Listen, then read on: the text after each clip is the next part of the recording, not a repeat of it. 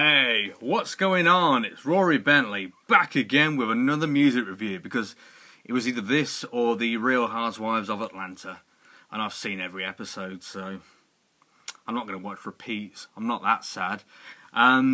So back with another music review, and as alluded to in the previous video, I'm going to be discussing another Doom band. I don't know what it is about this year and Doom, but there's a lot of Doom about, and I love a little bit of Doom. Sometimes I combine it with Gloom, but I don't know where I'm going with that. Anyway, so I'm going to be talking about My Dying Bride and their new album, wonderfully titled Feel the Misery.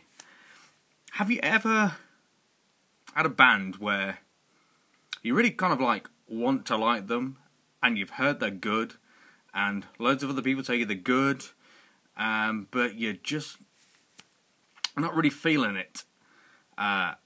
You really kind of make the effort and you think, I should be liking this, but I just can't. Well, that's how I feel about My Dying Bride.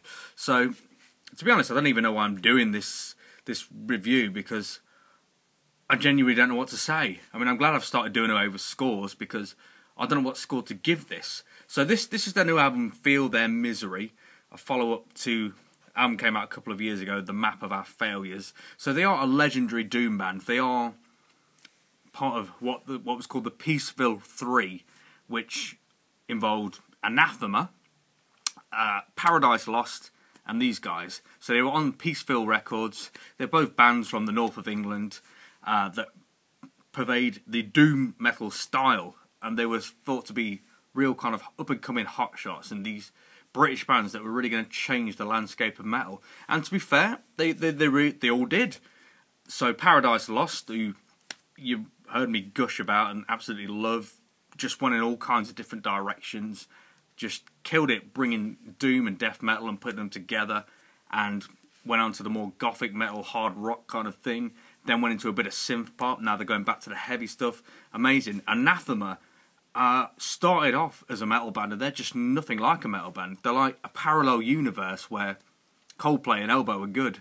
Actually, I still think Elbow are good, but a parallel universe where Coldplay are good. You know, the band that they've evolved into is unrecognisable in many ways from how they started out. So they progressed, and really, I think it's only a matter of time before people start taking notice of Anathema, because they are just wonderful.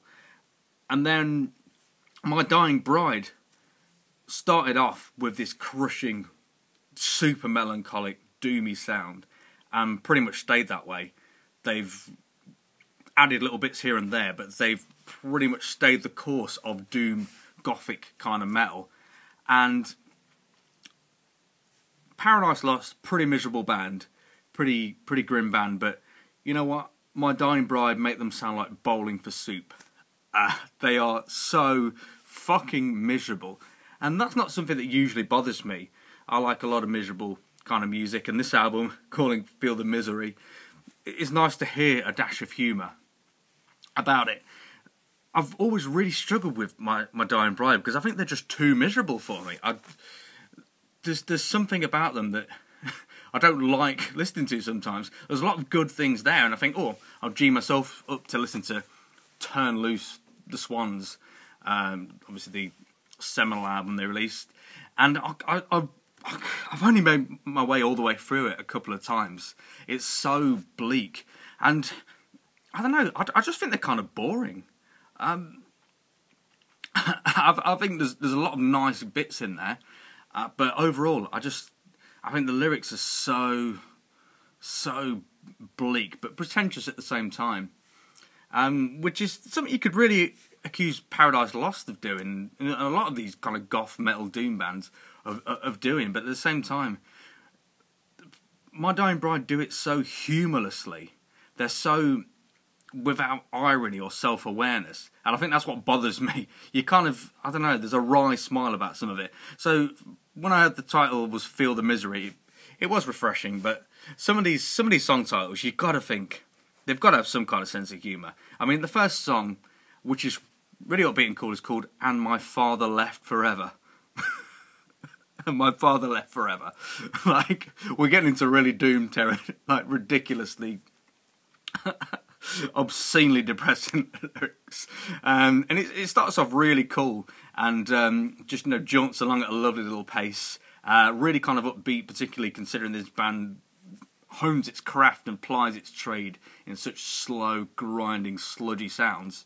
So it starts off really upbeat. Almost reminds me a little bit like Cradle of Filth, but like slightly more accessible. Some really cool riffs, some nice string instrumentation. Then you get to the middle bit and it's "And my father left forever." It's like, Jesus Christ. Like, I mean, the vocals bear a lot of similarities to Paradise Lost and the like. So you've got the death metal thing, you've got the brooding kind of low croony thing, but they just piss me off. I think he's got like a really whiny voice. His scream is really good, but the actual like clean vocals sound like just, I don't know, they seem to be out of tune as well. He sounds like he's taking himself so seriously. And I've seen this guy, Aaron Stainthorpe or whatever he's called, in interviews, and he so thinks he's above all these other metal bands, and he says, like, we have a much more cerebral approach, and we're so, serious, and we're bringing like an extra depth that other metal bands don't have. I just think it's bollocks. You have to acknowledge the silliness. Yes, there's some nice lines, some very verbose moments, but at the same time, it's all a bit silly, really. It's like Cradle of Filth, I'll reference them again. They have this similar trade of gothic lyrics and these string instrument things, and there's all kind of, cold lakes and mysterious, like, ghosts and ladies of the lamp or whatever. But, there's like a cheeky little smile behind it. You just don't get that with My Dying Bride. Having said that, there's loads of good things about this new album, Feel the Misery. I think the title track's really good. The vocals, again, I just can't get on with it, the singing bits. But, the actual chorus is really nice. It's just it's a good mid-paced 6-minute song. When they clip them down, they're not like needlessly 9-10 minutes long. These are actually alright songs, but they just go on. Like the first song, it's great, My Father Left Forever. It's great up until a point, but then you just think like, well, fucking hell, this should have finished about 3 minutes ago. And the second song, Shiver in Empty Halls, I really like that one all the way through, actually, so that's a bad example. That's, it kind of gradually builds up and it goes somewhere. A lot of the time I feel like there's a really good riff there and I really like it, but it's just going on for so long. It's like it outstays its welcome by just repeating itself so much. And that's what I feel about a lot of this album. There's good bits all over the place, though. There's every song's got something good about it, but I think the vocals, when they come in, tend to undercut it. They're kind of strained when he goes for that high register.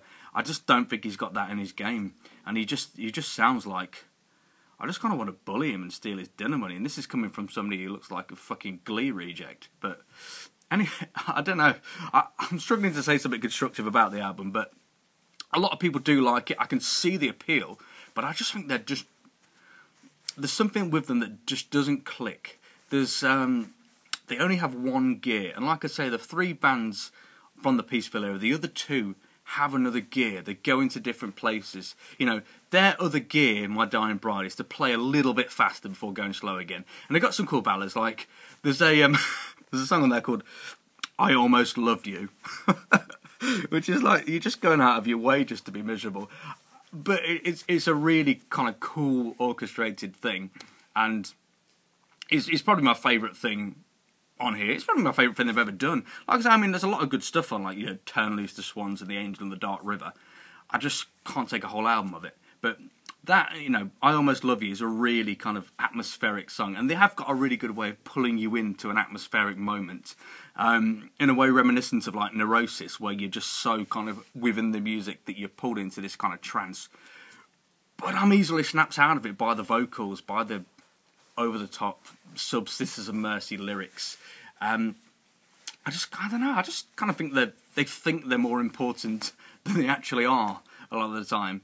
And for somebody that really enjoys silly lyrics and the over-the-top moments and really kind of going out and being cheesy, for somebody that like literally sat here for like 14 minutes and gushed at you about Nightwish, I think it's saying something that I can't palate this band. And I really do think it's just me, because a lot of people love them, and they have been remarkably consistent, but they've just not progressed. They've not really done anything different. They've just, you know, stayed true to a path, refined it. A lot of people love them for it, but I just don't get it. You know, I just don't get it. And I like miserable things, and I like silly, over-the-top lyrics that take themselves a bit too seriously. The Smiths are my favourite band, but you know, I love Morrissey in an age where many people don't. But I just cannot palate a lot of this band. I think if you do like the previous work, then you will absolutely love this album, because I think it really distills everything that's good about them and everything that makes them My Dying Bride. So it's a perfect, like, amalgamation of everything they do. So from that point of view, you can't knock it. It's a brilliantly executed My Dying Bride album. I just don't really like My Dying Bride that much. Like I say, I like a lot of what they do. I still whack on Turn Loose the Swans every now and then, because there's some cracking riffs on there. There are some really good songs, but there's only so much of them I can actually physically tolerate. And I think when you put it next to the Paradise Lost album, I just think the Paradise Lost album smacks the shit out of it, because it's got songwriting, it's got a varied pace and tone, and it just feels like Paradise Lost I've just got so much vitality about them.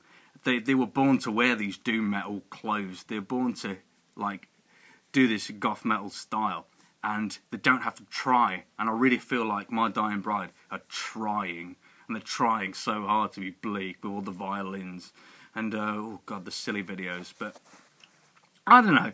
What do you think? I'm probably just being really stupid and closed-minded, but I think as a My Dying Bride album, it's great, but I just don't like it. So I'm not quite sure why I made this video, but it is going to be one of the the high-profile releases of the year, and I think I'd definitely recommend you checking it out. There's a lot of good stuff on there, a lot of good riffs, and some beautiful orchestrated parts, but it just doesn't sustain my attention, and I find the vocals really off-putting. But hey, that's me. What do you think about My Dying Bride? What do you think about Doom? You know, what should I look at next? Have a word with me. Subscribe. Come on, let's be friends. We're getting towards the festive period, and I'm sure you're all just positively ecstatic with excitement that I'm going to be counting down my top however many albums of the year in a sumptuous 2-part video. But for now, I'll leave you in these doomy, dark, wintry landscapes. I recommend you check out this album, even though I've slagged it off, because there's every chance you'll like it. But at the same time, I'm probably going to have to listen to like Kelly Clarkson and stuff just to pick me up a little bit. So I'll see you soon for another review. Bye.